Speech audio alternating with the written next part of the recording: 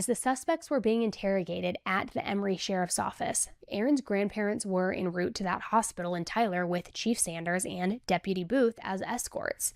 However, their journey was interrupted when Chief Fisher called Sanders on his cell phone to inform him that Aaron had been implicated in the Caffey murders and needed to be taken into custody. So Sanders pulled over into a parking lot and the Dailies followed. She informed them of the situation and requested that Aaron step out of the car. Virginia Daly became extremely distressed and grabbed Aaron's face, demanding to know if she had any involvement in the murders. Aaron began crying, stating that she had no part in this. One officer stated, "After everything we had heard, I was picturing a monster, for lack of a better word.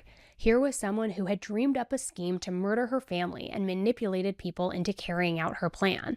And then in walks this tiny, meek, blonde-headed girl who couldn't fight her way out of a wet paper sack." Erin was transferred to the Juvenile Detention Center in Greenville, where she was placed under arrest on charges of capital murder. My sister told me that Erin's been arrested for involvement in the murders. And when I heard that, I just lost it. I remember grabbing at IVs and tubes that were in me, trying to pull them out. Now, somehow, after being shot, losing his wife and his 2 sons in the most horrific way possible, and learning that his own daughter was involved, Terry still made the miraculous decision to move forward with forgiveness. Of course, they were all blaming one another.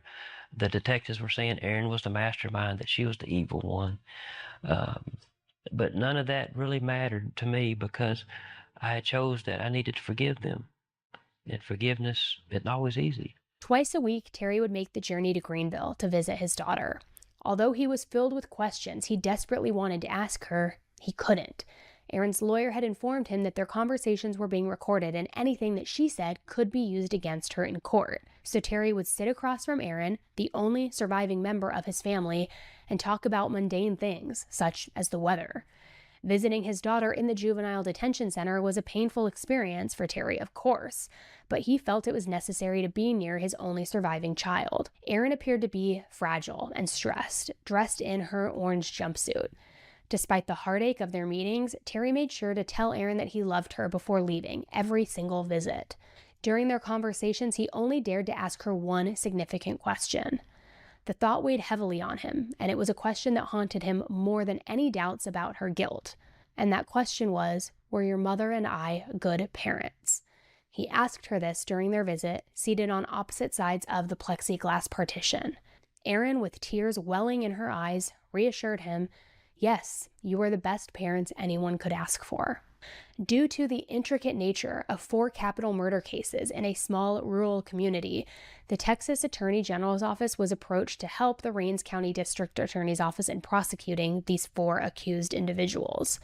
Assistant Attorney General Lisa Tanner, who was known for her tough and relentless approach in the courtroom, was tasked with bringing the 4 defendants to justice.